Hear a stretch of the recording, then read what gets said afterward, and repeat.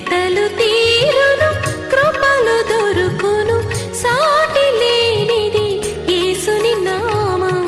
యేసునామమే మధురం, మదిలో తలచిన ధన్యం.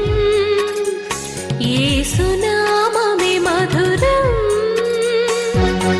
ప్రభువు నందు ప్రియమైన దేవుని బిడ్డలారా, నేటి వాక్య ధ్యానం కొరకు ప్రార్థిద్దాము.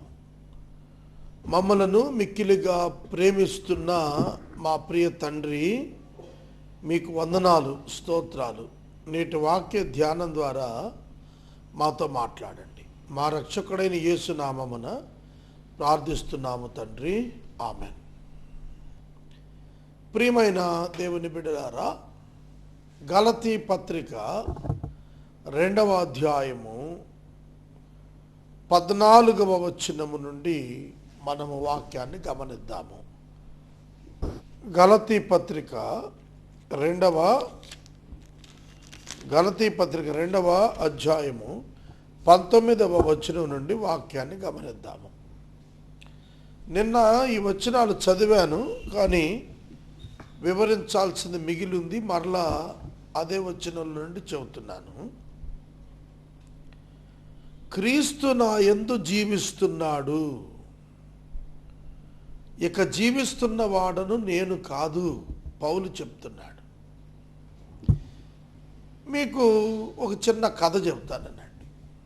ఒక ఇద్దరు మిత్రులు ఉన్నారు. ఇది నేను సృష్టించిన కథ కాదు, పాత కథే, మీకు తెలిసింది అయి ఉండొచ్చు కూడా.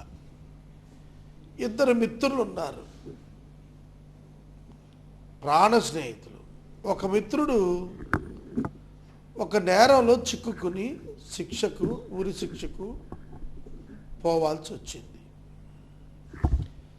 అతని స్థానంలో మరొక మిత్రుడు ఆ శిక్ష అనుభవించి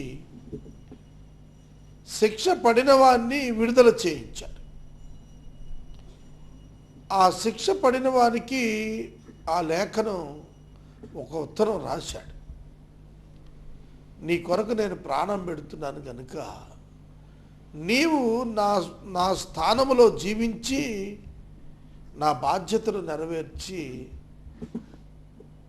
నా తల్లిదండ్రులను జాగ్రత్తగా చూడని ఒక ఉత్తరం రాశాడు. ఇది మనందరికీ తెలిసిన కథ. యేసుక్రీస్తు ప్రభువు మనకు బదులుగా చనిపోయాడు కనుక అది రికగ్నైజ్ చేసిన క్షణం నుండి, ఎప్పుడైతే నేను చనిపోవాల్సిన చోట ఆయన చనిపోయాడు, నేను నరకాగ్నికి వెళ్ళాల్సిన చోట ఆయన నా నరకాగ్నిని ఆయన భరించాడు ఆయన శరీరంలో అని నేను ఎప్పుడైతే గ్రహించానో ఆ క్షణంలో నేను నా కొరకు చనిపోయిన క్రీస్తు కొరకు జీవించాలి అనే ఒక తీర్మానం వస్తుంది. అర్థం చేసుకోండి. ఇప్పుడు మనం జీవిస్తున్నాం. ఎఫెసీ 2:1 ఏం చెబుతుందంటే, మనము అపరాధముల చేతను పాపముల చేతను చచ్చిన వారమై ఉండగా దేవుడు తన కుమారుని ద్వారా మనలను బ్రతికించెను. వాస్తవంగా ఆదామునందు మనం ఉండి ఆదాముతో కూడా మృతులమయ్యాము ఆత్మీయంగా. ఆదాము పాపము చేసినప్పుడు ఆదామునందు ప్రపంచ మానవ జాతి ఉన్నది. ఆ మానవ జాతి ఆదాముతో కూడా పాపములో భాగస్థులై ఉన్నది. కాబట్టి నేను మృతుడనైన నా నిమిత్తము సజీవుడైన దేవుని కుమారుడు మృతిని అనగా మరణమును అనుభవించాడు. ప్రకటన గ్రంథం 1:18 యేసు స్వయంగా యోహానుతో చెప్పారు, నేను మృతుడనైతిని గాని యుగయుగములు సజీవుడను. యేసు సజీవుడు కానీ మృతుడయ్యాడు. ఎందుకు యేసు మృతుడయ్యాడు? Why he experienced the death, why he became dead. ఎందుకు? మన కొరకు, మానవుల రక్షణ కొరకు. కాబట్టి ఇప్పుడు ప్రతి మానవుడు ఈ ట్రూత్ని ఇది అంగీకరించినట్లయితే, యాక్సెప్ట్ చేస్తే, మనము ఇక బ్రతకాల్సింది మన కొరకు కాదు, దేవుని కొరకు. దేవుని కొరకు. ఒకసారి మళ్ళీ చెప్తాను. దావీదు జీవితం 1-2 మాటలు ఎక్స్ప్లెయిన్ చేస్తాను. దావీదు యెషయి కుమారుడు. యెషయి, జెస్సి అంటారు. బెత్లెహేమునకు చెందినవాడు యెషయి. 8 మంది కొడుకులు. చివరివాడు దావీదు. దావీదు పశువులు మేపుకుంటున్నాడు. కానీ సమూయేలు ఒక దినాన దావీదు శిరస్సు పైన అభిషేక తైలం పోశాడు. అప్పటి నుండి దావీదు తన కొరకు కాక తన దేవుని కొరకు, దేవుని మిషన్, ప్రజల కొరకు బ్రతికాడు. దావీదు చివరికి చెప్పింది ఏంటంటే, ఈ తరము వారికి సేవ చేయటానికి నన్ను దేవుడు ఏర్పరచుకున్నాడనేది గ్రహించాడు అతను. ఆ తరము వారికి దావీదు నమ్మకముగా సేవ చేశాడు. That is the purpose of God for him. He fulfilled it completely. అలాగన మనం జీవించాల్సింది క్రీస్తు కొరకు. 21 సంవత్సరాలప్పుడు నేను యేసు ప్రభువును సొంత రక్షకునిగా స్వీకరించాను. ఇప్పుడు నాకు 50వ సంవత్సరం వస్తోంది, దగ్గరకు వచ్చాను. ఈ 28.5 సంవత్సరాల్లో నేను యేసు కొరకే జీవిస్తున్నాను. నా మట్టుకైతే బ్రతుకుట క్రీస్తే, చావైతే లాభమే అన్నాడు పౌలు. కనుక why I am living on this earth? Because Jesus wanted me to live on this earth. లేకపోతే ఆయన పిలిచేవాడు, నేను వెళ్ళిపోయేవాడిని. అది కదా జరగాల్సింది. నాకు ఒక ఆలోచన ఉంది. ఏమిటంటే, నేను ఇప్పుడు బ్రతుకుతుంది నా కోసం కాదు. 90వ సంకీర్తనలో మోషే అన్నాడు, దినములు లెక్కించుట మాకు నేర్పండి అన్నాడు. నేను ఎవ్రీడే ఎపిసోడ్ ప్రారంభించి 18-19 సంవత్సరాలు, ఈ 18 సంవత్సరాలు 17 సంవత్సరాల్లో నేను ఎవ్రీడే, ప్రతిదినము కూడా దేవుని వాక్యం చెప్పటం కొరకే బ్రతుకుతాను. అర్థమవుతుందా? ఒక్కరోజు వాక్యం చెప్పకపోతే నాకు చాలా వెలితి అయిపోతుంది. ఆ వాక్యం చెప్పటం పర్పస్ఫుల్ ఇన్ మై లైఫ్ అని నేను గ్రహించి వాక్యం చెబుతాను. కనుక నేను బ్రతుకుతున్నాను అంటే ఇప్పటికి 6,000 ఎపిసోడ్లు ఒక ఛానల్లో, ఇతర ఛానల్స్లో ఒక 2,000 ఎపిసోడ్స్ నేను చేశానంటే లివింగ్ ఫర్ క్రైస్ట్. దానికోసం తింటున్నా, పడుకున్నా, వస్త్రం ధరించిన, ఇంటిలో ఉన్న, శరీరాన్ని సంరక్షించుకున్నా, కాపాడుకున్నా. ఎందుకు? నా మిషన్ ఏంటంటే live for Christ. Live for Christ. ఇప్పుడు అన్యజనుల మధ్య సేవ చేయటానికి అత్యధికంగా సమయాన్ని ఇస్తున్నాను నేను, నా బోధతో పాటుగా. I want to live for Christ among many non Christians. It's a new version in my life. కనుక మీరు గమనించాలి, పౌలు క్రీస్తు కొరకే బ్రతికాడు. నీవు క్రీస్తు కొరకే బ్రతకాలి. అనగా ఈ లోకములో క్రీస్తుకు ప్రతినిధిగా జీవించాలి.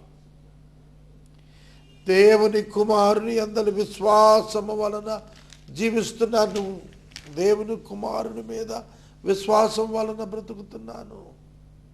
మునుపైతే ఉద్యోగమును బట్టి, మునుపైతే ధనమును బట్టి, మునుపైతే హోదాను బట్టి బతికాను. ఇప్పుడైతే క్రీస్తు యేసునందలి విశ్వాసము ద్వారా బ్రతుకుతున్నాను. నేను దేవుణ్ణి ప్రతిరోజు ప్రార్థించే ప్రార్థన ఏమిటో తెలుసా? నీ చిత్తము చేయునట్లు చేయుము దేవా అనే ఒక్క ప్రార్థనతో నా దినం ప్రారంభమవుతుంది. Make my day useful to your will and your wish. నీ కొరకు, నీ మహిమ కొరకు. నేను కనబడితే నేను కనబడకుండా నీవు కనబడినట్లు నా జీవితాన్ని దిద్దు ప్రభువా అని ప్రార్థిస్తున్నాను. Let not the world look at me or see me, but they should see Jesus Christ in me or in my life. యేసును చూడాలి నాలో. స్టెఫెనును రాళ్లతో కొడుతున్నప్పుడు స్టెఫెను మాట్లాడుతుంటే యేసు మాట్లాడినట్లే ఉంది. తండ్రి, ఈ గొప్ప పాపము వీరి మీద మోపకొని గొప్ప శబ్దంతో చెప్పాడు. పాపం మోపద్దు అంటున్నాడు రాళ్లతో కొడుతుంటే వాళ్ళు. ఇవాళ ఫేస్బుక్స్లో క్రిస్టియన్స్ ఎవరైనా ఏదైనా మాట్లాడుతుంటేనే వాళ్ళ మీద ఇరుచుకుపడిపోతున్నారు, బూతులు తిట్టేస్తున్నారు. అది క్రైస్తవ్యం కాదు. రాళ్లతో కొడుతుంటే వీళ్ళని క్షమించమన్నాడు, మేకల మీద వేలాడి తీస్తే వీళ్ళని క్షమించమన్నాడు.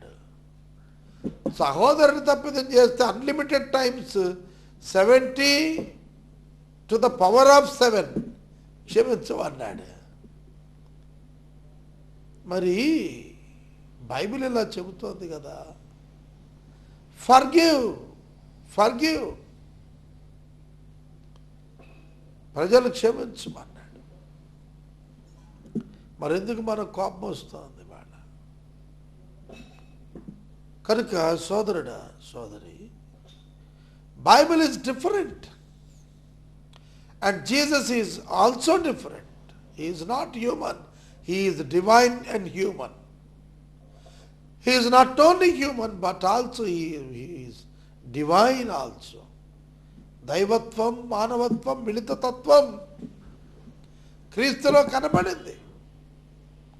విశ్వాస దైవత్వము ప్రతినిధిగా బ్రతకాలి లోకంలో. ఒక మనిషి దేవుని యొక్క స్వరూప్యంగా బ్రతకటం అంటే క్రీస్తే, ఆయన జీవితమే ఉదాహరణ, బెస్ట్ ఎగ్జాంపుల్. అది ఫాలో కావాలా, అలా జీవించాలా.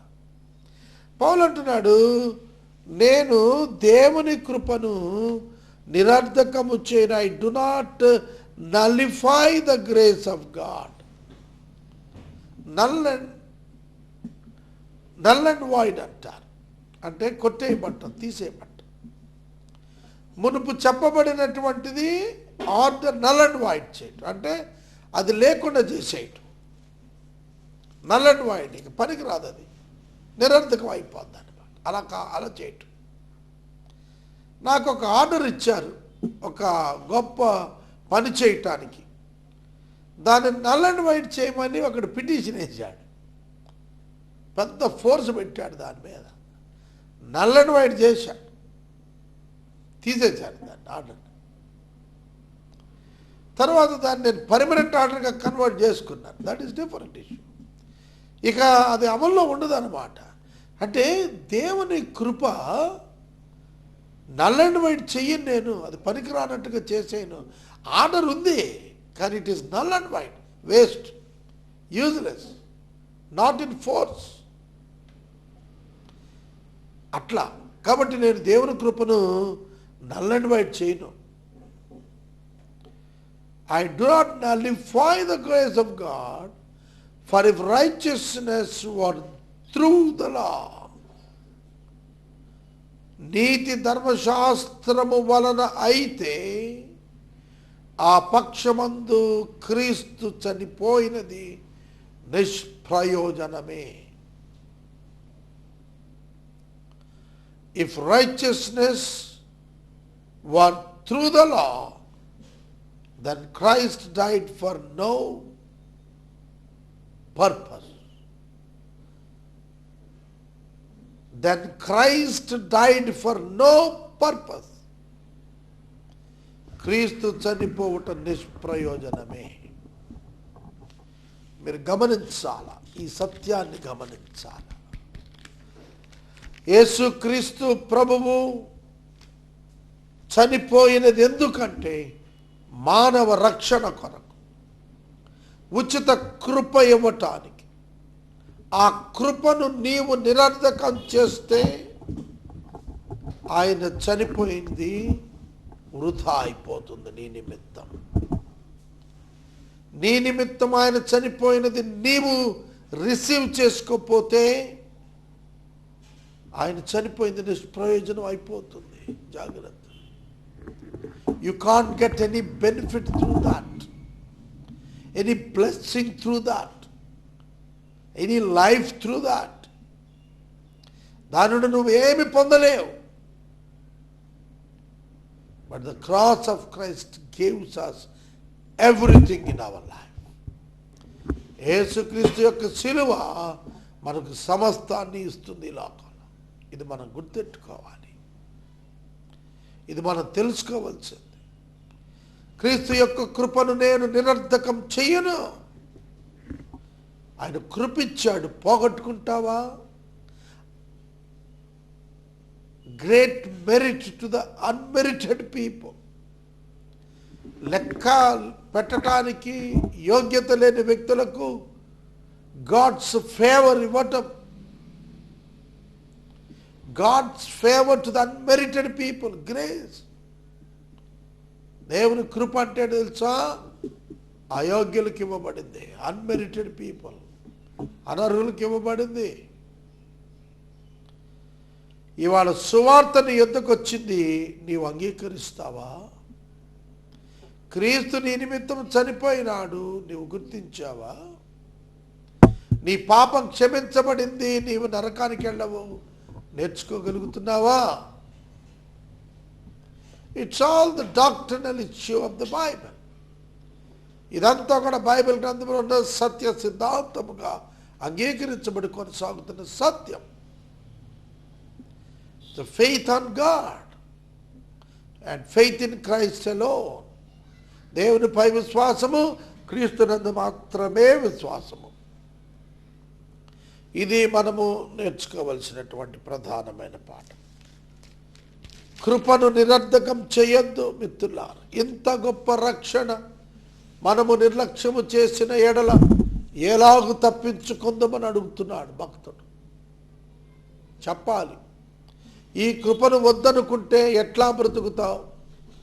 70 ఏండ్లు తరువాత మరణం, మరణం తరువాత పాతాళం, పాతాళం తరువాత తీర్పు, తీర్పు తరువాత అగ్నిగుండము. ఎందుకు అందులోకి వెళ్తావు మిత్రుడా? మానవుడిగా పుట్టిన ప్రతివాడు అగ్నిగుండమునకు అర్హుడు. ఇది ఎరిగి యేసుక్రీస్తునందు విశ్వాసం ఉంచినప్పుడు నిత్య జీవానికి అర్హుడిగా మార్చబడుతుంటాడు. అది క్రీస్తు కృప వలన సాధ్యమవుతున్న ఒక పెద్ద కార్యక్రమం అండి. అది దేవుడు చేసిన కార్యము ఆపాదించబడుతోంది. ఆదాము యొక్క పాపమును బట్టి పాపం ఆరోపింపబడింది. The sin of Adam imputed on every human being and brought death to all. అందరికీ మరణాన్ని తెచ్చిందని. కానీ క్రీస్తునందు నిత్య జీవం అందరికీ సంప్రాప్తమయ్యేటట్లు విశ్వాసము చేత దేవుడు ఏర్పాటు చేస్తున్నాడు. విశ్వాసము, విశ్వాసము, విశ్వాసమే నీ విజయము. Your faith is your victory. Your faith is your future. Your faith is your strength. ఇది మనం గుర్తెరగాలి. క్రీస్తునందు విశ్వాసం ఉంచిన వాడు బలాఢ్యుడవుతాడు. పరిశుద్ధాత్మ దేవుడు అతనిలో నివాసం ఉండి బలపరుస్తాడు. కాబట్టి మీరు జ్ఞాపకం చేసుకోండి, రక్షణ దేవునిది, రక్షణ దేవుడిచ్చినది, రక్షణ దేవుడు సృష్టించినది, అమలుపరుచున్నది. కాబట్టి పరిశుద్ధాత్మ దేవుని చేత మనము బోధింపబడి, హెచ్చరింపబడి, బుద్ధి చెప్పబడి, అంగీకరించి దీవించబడుతున్నాము. This is happening. It's happen to us on the day we accepted him as our savior. యేసుక్రీస్తును రక్షకునిగా అంగీకరించినటువంటి వెంటనే మనకు కలిగిన భాగ్యం ఏమిటంటే పరిశుద్ధాత్మ దేవుడు సాంచకరువుగా మనలో నివసిస్తున్నాడు. The world may not know him. లోకానికి అది తెలియకపోవచ్చు, అర్థం కాకపోవచ్చు, కానీ విశ్వాసంలో మనకు తెలుసు పరిశుద్ధాత్మ దేవుడు నాడు. ఆ పరిశుద్ధాత్మ దేవుడు మన అంతరంగంలో నిలిచి విజ్ఞాపన చేయిస్తున్నాడు. The power of the Holy Spirit is with us. పరిశుద్ధాత్మ దేవుని సన్నిధి, బలము, అధికారము మనతో ఉన్నవి. అందుకే మనం ఎన్నడూ కృపను నిరర్ధకము చేసుకోకూడదు. గుర్తుపెట్టుకోండి, కృపను నిరర్ధకం చేసుకుంటే ఎట్లా తప్పించుకుంటాము? రక్షణను పొందకపోతే ఉగ్రత ఎట్లా తప్పించుకుంటాము చెప్పాలి. కనుక న్యాయాధిపతి ఎదుటకు వెళ్ళక మునిపే నీవు నీ యొక్క ప్రతివాదితో సమాధాన పడమన్నాడు. Don't go until the judgement spot. Before that only you rectify yourself. Have faith and piece.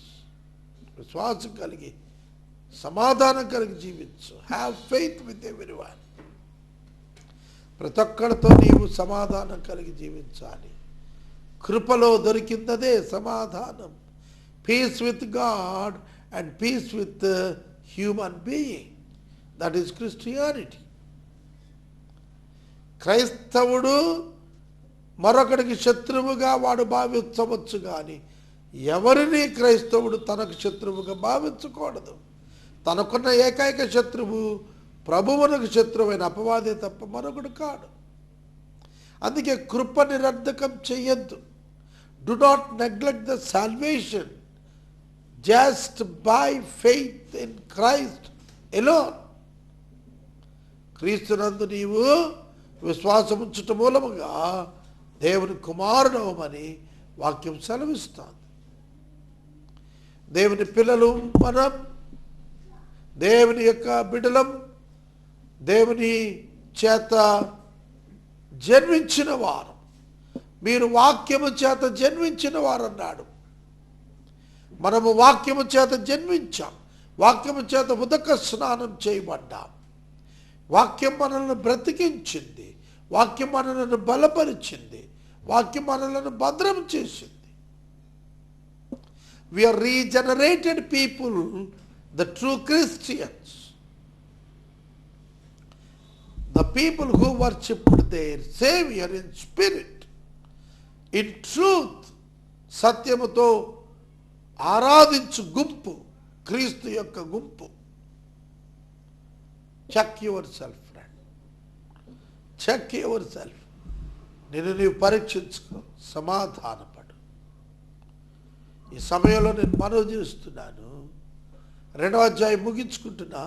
క్రీస్తు కొరకు జీవించు, క్రీస్తును పోలి జీవించు, క్రీస్తు యొక్క శక్తితో జీవించు, క్రీస్తు మహిమార్థం జీవించు. పరిశుద్ధాత్మ దేవుడు నీకు అటువంటి బలమును దయచేస్తాడని నమ్మకంతో నీవు ముందుకెళ్ళు. Do not look at money, do not look at people, look unto Christ, look unto God. Don't be foolish. Don't be foolish by looking at people. మనుషులపై ఆధారపడి వారిపై చూచి సిగ్గుపడద్దు.